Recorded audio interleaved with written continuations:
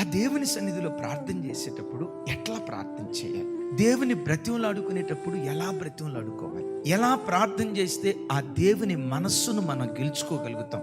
ప్రార్థించటం వేరు, మొరపెట్టడం వేరు.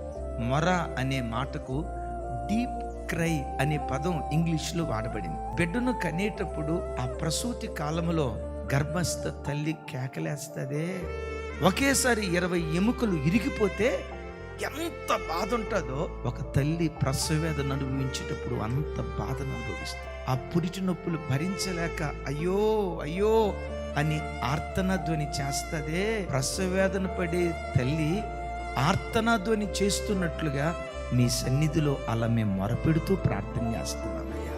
అలా మూలుగుతూ ప్రార్థించే ఆ దైవికమైన కృపను కలిగి ఉంటే జీవితంలో ఏం కోల్పోయావో కోల్పోయిన ప్రతిదీ దేవుని సన్నిధి మరలా నీకు అనుగ్రహించునుగాక.